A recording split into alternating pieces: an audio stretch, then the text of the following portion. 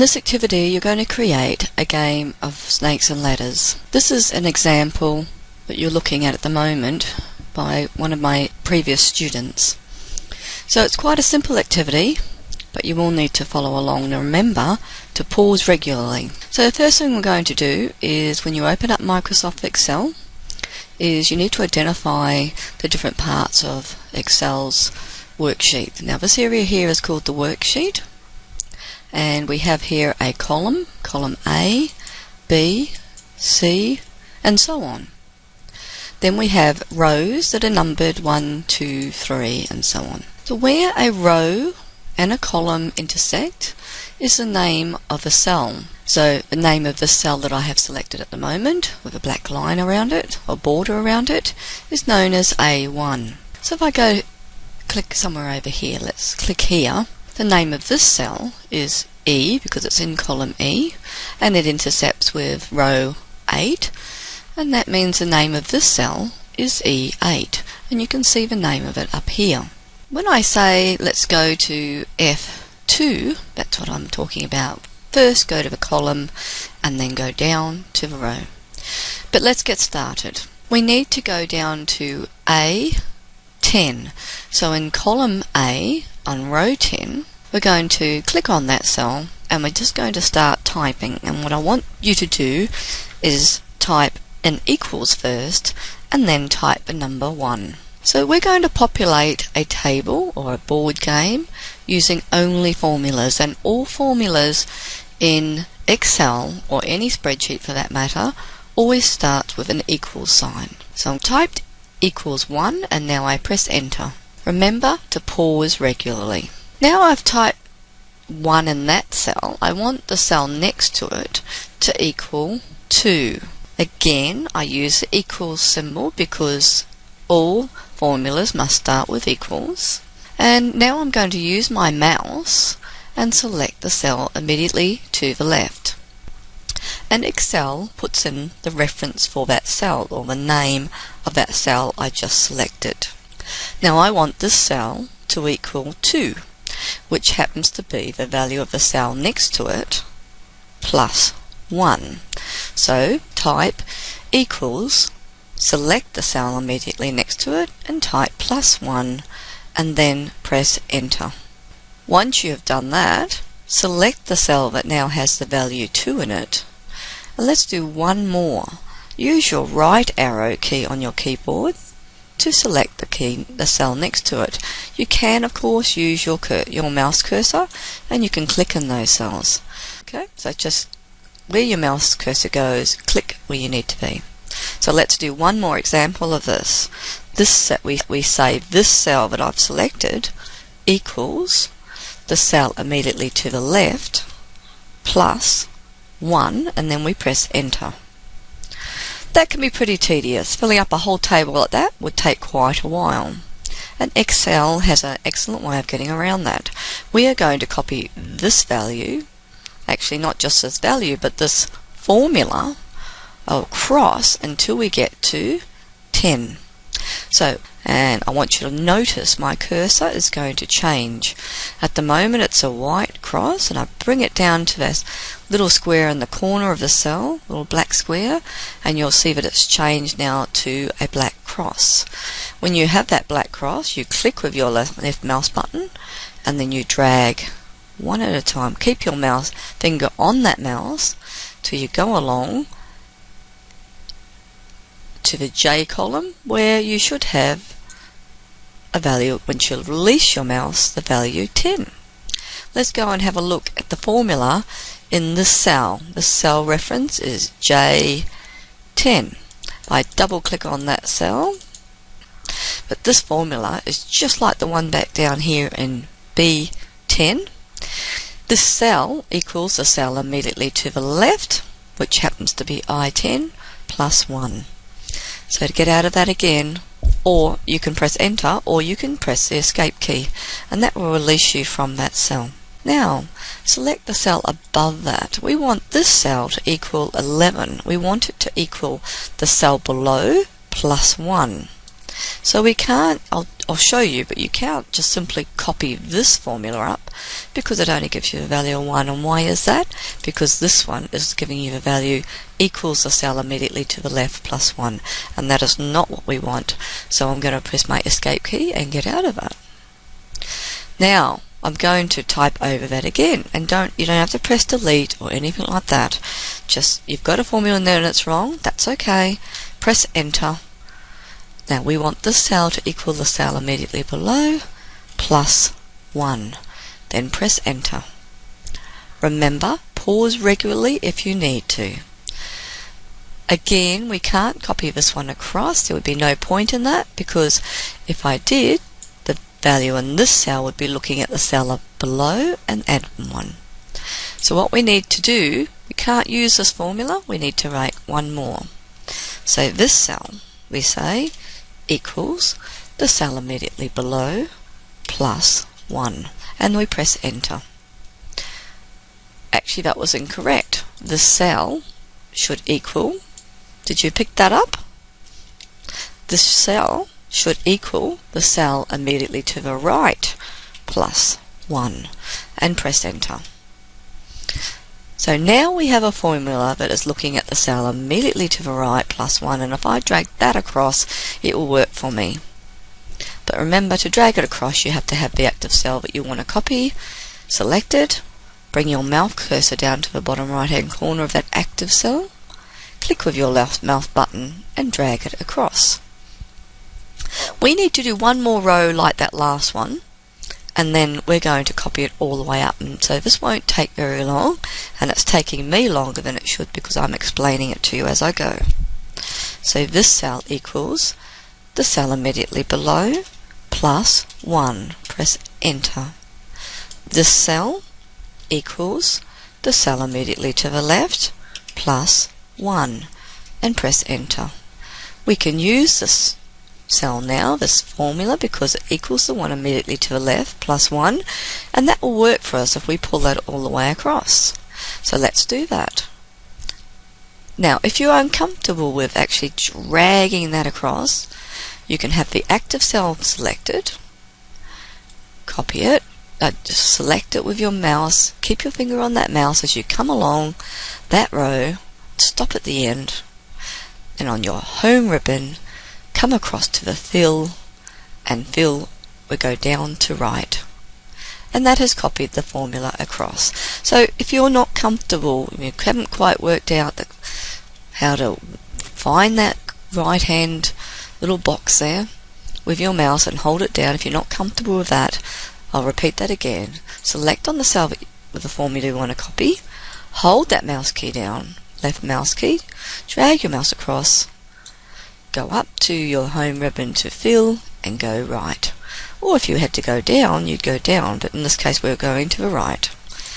Okay, so we've got 2 rows there, but we can now copy up the top. So I'm in the cell, let's hold my mouse key down, go down 1 and take it across to the end.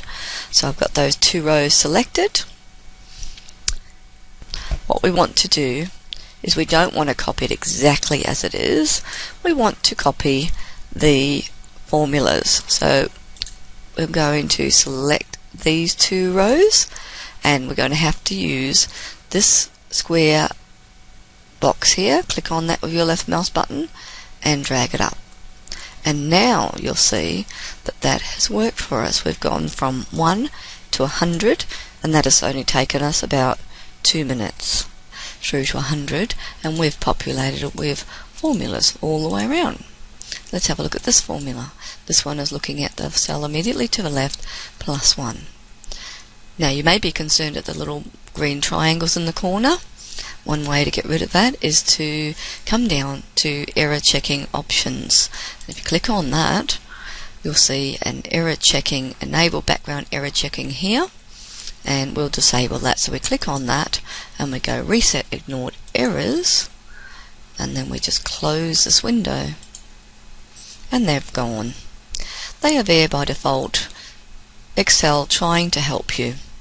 Okay, so the next thing we need to do is we're going to select this whole worksheet, and we're going to formulate the cells so that we have squares instead of these rectangle shapes. So in the top left hand corner here, below the name of the cell, there is a square rectangle with a little triangle in it. You click on that once and you'll notice that the whole spreadsheet goes a darker shade. With that selected, bring your mouse cursor over between any two columns and notice my cursor changes. It has now gone to a straight line with two arrows going in opposite direction.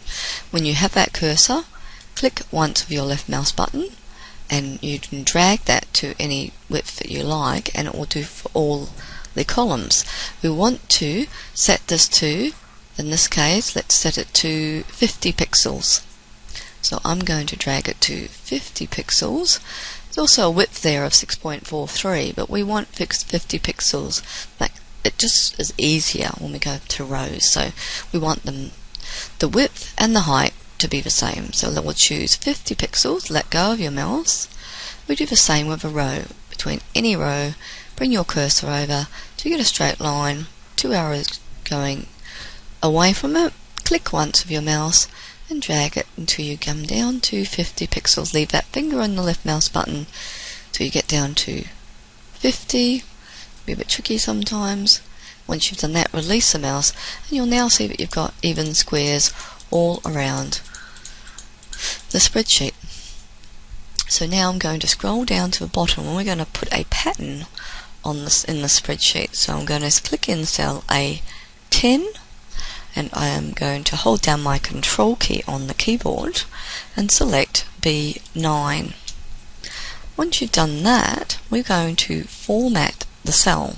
So I want you to with your mouse right click on the button and come down to format cells, and we're going to be looking at this a few times throughout the course of this activity, but there are a whole lot of options in here that you can choose. We want to fill this table, so we choose the fill tab with a colour. So you can choose any colour you like. Suggest you don't go any darker than the two top rows. Choose any colour that you like. So I'm going to choose that colour and I'm going to go OK. I'm going to choose the cell A9 and hold my mouse control key down on the keyboard and then click on B10, let go of my control key, and I'm going to do another right click like I did a moment ago, go down to format cells and choose another colour. So I might choose this red colour and go OK. As I said, you can have any colour you like. Now we need to select this range of cells, these 4 cells. So you click in any one of those, leave your mouse finger on the left mouse button and drag it across till you've selected all 4 cells. Let go of the mouse and bring your mouse cursor down to that box in the bottom right hand corner of that range. Instead of doing a left click this time, last time we copied some formulas, when we get this little black cross, we're going to do a right click on our mouse and then we're going to drag that across, release our mouse, and that will ask us if we want to copy the cells, or we want to fill the formatting only, or we want to fill without formatting. And in this case we want to fill formatting only, which means I only want to take the coloured shading, fill colours, all the way across. So I go fill formatting only. Remember, pause regularly. Now I've done it for these 2 rows. I want to populate my whole table, so I bring my mouse cursor back down to that bottom right hand corner again, to that little square box there, and again the right mouse click, hold it down and bring it all the way up to the top, and I'm just going to populate the formatting only. So when I release that right mouse button, it says formatting only, I select that, and there you go. Now you can see that I've added a bit of colour to my table.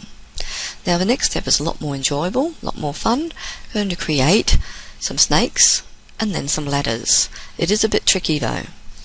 You're going to need to pause this and practice on your own and then play it again when you're ready. But let's get started. From the insert ribbon you go to shapes and you choose the curve. So click on curve. So again that was insert shape down to curve. Come over here to a white area and click once with your mouse and click away from it somewhere, and then you'll notice you have this curve happening, and you decide how much of a curve you want. So let's say I'll take my curve to there. I'll click once, and then I have another curve. So you're going to be doing a bit of clicking, and the idea is that we want to have a head on the end of it. You're not going to get this right the first time. You're going to have to experiment with this. Generally what you want is something like this, and you're going to have to experiment. But once you're happy with a shape, you'll notice that I can resize that. I can make it elongated, wider. There's lots of different ways that you can affect the shape of it. The next thing you want to be able to do is actually change the colors and add some other effects. So let's do that now. Right click will give you the option to format shape.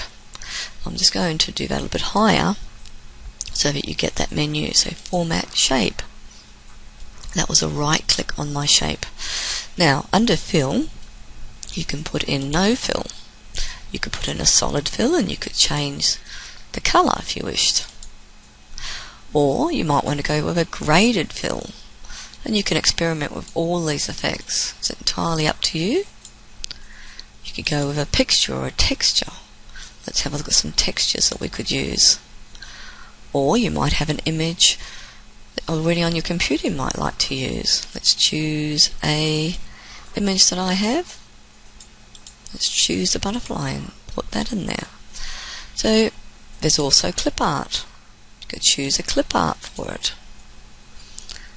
You could go to line color, and you could say no lines, or solid line, or a gradient line.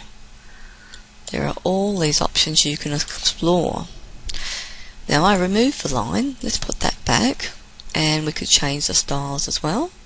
We could change the width of it. We could make it bolder or not. We could make it 2 lines if we wanted to, and beveled if we wanted. They've also got a shadow and a reflection, soft edges, 3D. Let's go on and have a look at 3D. And got contour colors, materials. Let's go back to the different effects. And we can rotate the snake as well. So there's all sorts of things that you can do, and you can look at all those yourself. Explore them. When you finish, close it. Now, good idea to save you a bit of time. If you're happy with the general shape of that snake, right click on it, copy it, and paste it. Now you've got, didn't want to work. Let's copy that again. There we go, I've got a copy of it now. I might want to have a different format on this one, so I'll right click on it again and I'll format the picture, and maybe this time I will fill it with a solid fill, and I might not put any glowing edges on it, or I might want a really glowing edge. So again, explore with different effects, and when you're ready, go OK. You can then change this copy, you can rotate it, you can move it onto your board. You may like to put some eyes on your snake, but I'll cover that in the next part. So at this stage you need to experiment with snakes, come up with your own snakes and have some fun with that. Then come back to the next tutorial. Welcome back. I hope you enjoyed experimenting with your very own snakes. Now I've left one of the snakes out here. I'm just going to show you how you can add some eyes to your snake. Actually my snake is a bit funny because I did rotate it, so I'm just going to unrotate it for a moment. It will just help me with the organisation of it, so I'm just going to remove those, take them back to 0.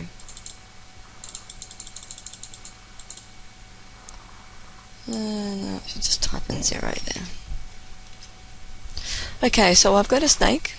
I want to put some eyes on it. So it's quite easy. Go to the insert ribbon and come down to shapes and try and select oval. And we want to draw two very small eyes there. Now it's pretty hard to do a small one, so I'm going to hold down my shift key on my keyboard and then I'm going to click and I'm going to get an eye, the colour that I want, and in a perfect circle. So I've just drawn an eye. I let go of my cursor, then I let go of the shift key. The shift key just purely allowed me to make it a standard circle and it wasn't a distorted oval. So now once I have a shape, I can format it. So I right click on my mouse, go down to format, and I'm going to make that a red eye. So I'm going to fill it with red, and I think I'll put a black line around it. So I'm going to line color and I'm going to make that black, a nice black line. Okay, that'll go close. Now this eye is way too big, so I'm going to hold down my shift key, hold down grab the corner of that and make it a lot smaller, about the size that I want. So about there, I think. Let go, and then let go of my shift key, and then I'm just going to zoom in here for a bit for you. Oops, I zoomed out. Getting a bit closer. When I bring my mouse cursor over that eye, I can click on it with that crosshair and put it on there. Now it's just occurred to me that maybe a 3D model of an eye would be better. Let's do a right click on that, format shape, and go down to 3D. And let's see if we can't get it a bit more rounded to make it look like a goggle-eyed one. Let's see if that looks, I think that looks a lot better. Let's go close. Let's zoom in on that a little bit better, closer. And yes, so I'm happy with that one. So I click on it and I go Control C on my keyboard. It's the easiest way to do this, is to copy it and click away and go Control V. That will paste it. Grab my other eye and bring it over. Yep, I'm pretty happy with that. And once I'm happy with that, I select one eye, then I hold down my shift key and then I select my other eye and then the snake. Now let go of the shift key. I've now selected all objects to do with the snake. I need to right click over the object, go down to group and then select group. What that has done is it now made the snake one object that actually has some eyes. If you change your mind, it's not a big deal. Right click on your snake, go down to group and ungroup it, click away, and then you can control those shapes again. Now to get more precise position with your eyes, I'm just using my right and left arrows on my keyboard, and I think it's a little bit too big still, so hold down the shift key and resize it a little bit. That's it. I'll do the same for the other one. Bit big. There we go. Yes, that's better. I have seen students put eyelashes on their eyes. That's entirely up to you. You might want to put a snake, tongue on your snake.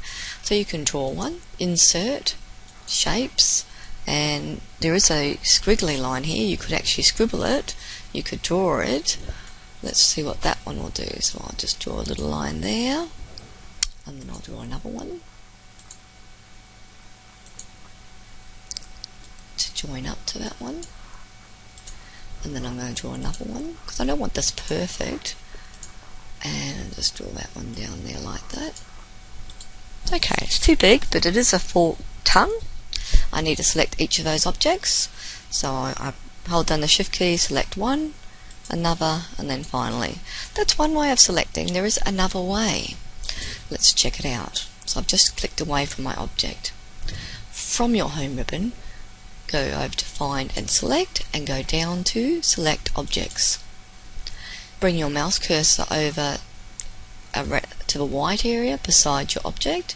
Top is probably better, and then drag it down over your object, release the mouse, and you'll see that you've actually selected all pieces of that, which is what we wanted. Once you've done that, you can go up to Find, Select. You actually need to release that. You need to click on it again to get rid of that. Come back to your object and right click over it and come down to Group, and we'll group that object. Now I'm going to turn that around and position it over here, and of course it's way too long, so I'll stick it in there like that. That looks pretty good. Wrong color though, I'm going to change that. So right click, format shape. Let's go up to your line color and change that to, let's make it a red one. Okay, let's go OK. Now we want this object, the tongue, to look like it's coming from inside the mill, so we want it to go behind the snake. So right click, and then you go, let me see if I can raise this up. Right click, and then go down to send to back, and send to back. There we are. Now if I bring this down here, it should be behind. Yes, it is. Again, we need to group the snake with its tongue, so I'm going to hold down my shift key and select the snake, and right click and group. Okay, so I've got a group within a group. Having my snake now I'm happy with, I'm going to make that a bit smaller. I'll zoom out so you can see it a bit better. And I probably should have made it smaller to begin with. Oh, that's right, I haven't regrouped my eyes. So I need to put those in there. And I'll select those.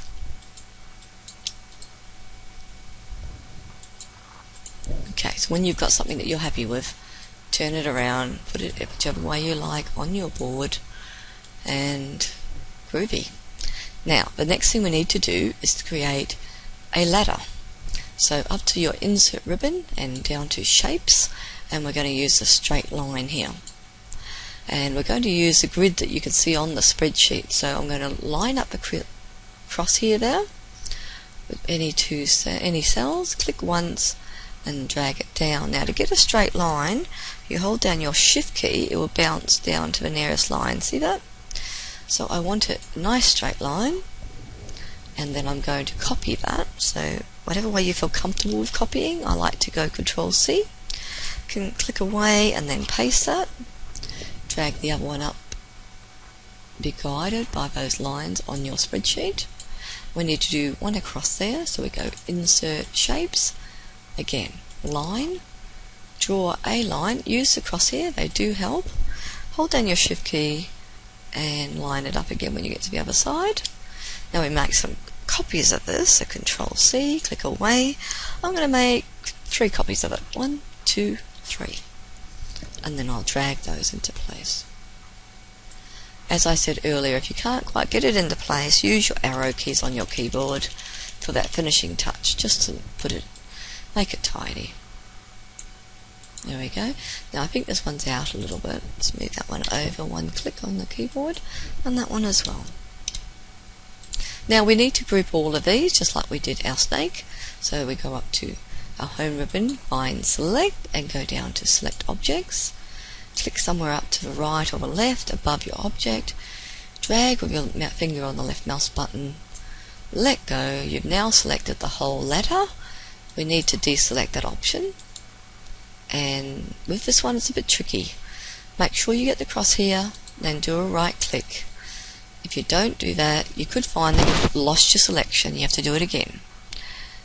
Go down to group and then group. And voila, I've got a ladder. And just as you could with your snake, we can right click and format that, and we can do sorts of things like make it a bolder one, or you might like to have a ladder like that, or with dashes. The option is entirely yours. So let's make that square, let's make that straight, and I'll make that straight as well. But you can do all sorts of things with it. Let's make it glow a little bit. I can change the colour as well. There we go. Okay, so when you're happy with your ladder, of course it can be altered as well, and it can be turned. But when you're happy with a ladder, right click, copy that, or Control C, and then make some copies of it. So you might want some red ones and some other colours, so let's change this to another colour, line colour. You've got the idea, I think. So let's drag that over onto our board. Let's put another couple on our board, make this one a really short one maybe.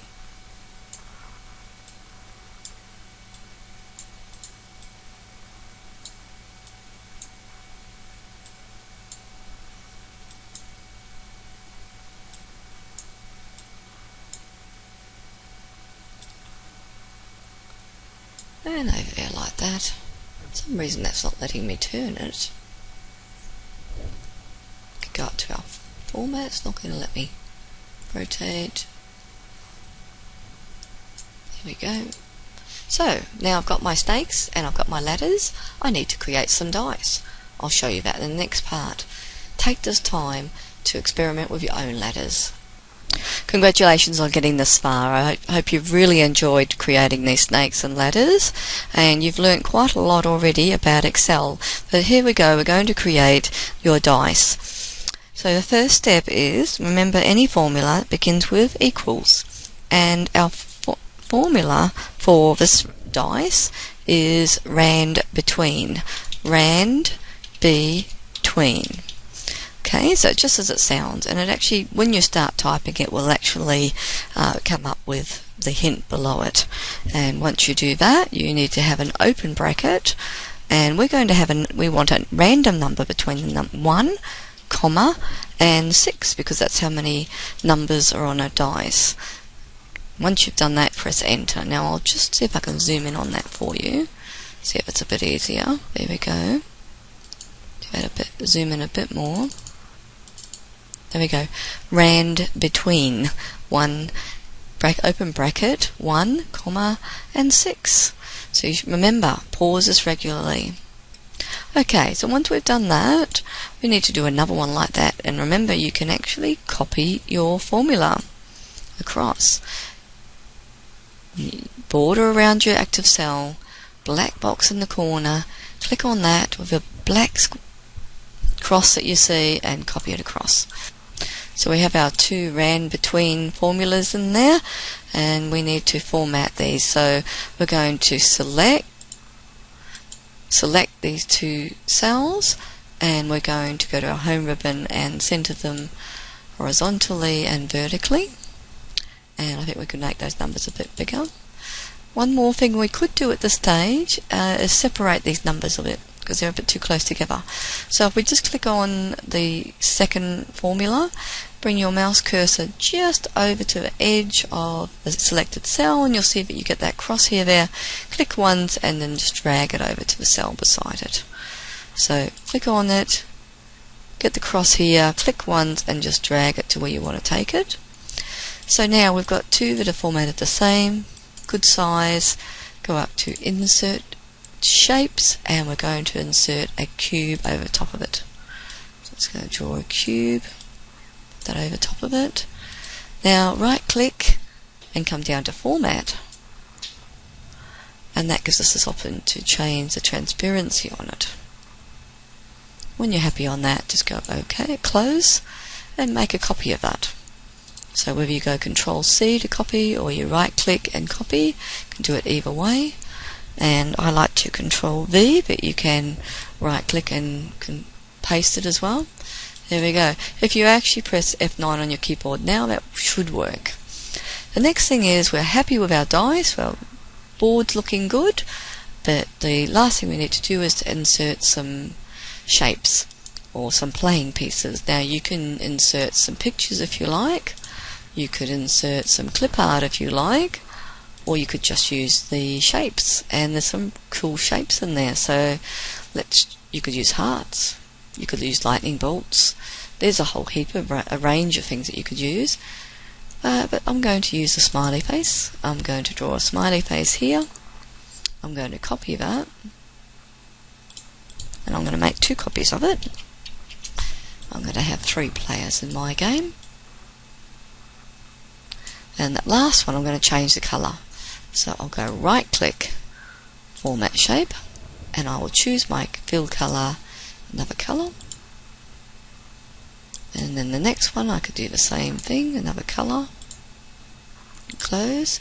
Another way is to go up to, with your object selected, come up to the format, and there are some other options here.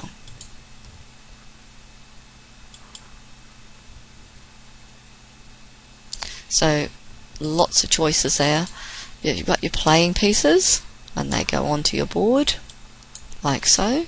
But I'll put it back for now. There's one more thing I'd like to do to actually finish off this game. So at the moment we've got the row headers and we've got the row the column headers and the rows there. We don't really want to see all of that. We don't want to see these grid lines either, and we want to tidy it up a bit. So first of all, I'm going to bring my board game down. So bringing my mouse cursor over to row 1 and clicking when I get that little arrow, black arrow there, then click once and it selects that row. I then right click and go insert, and that has just brought my whole game down.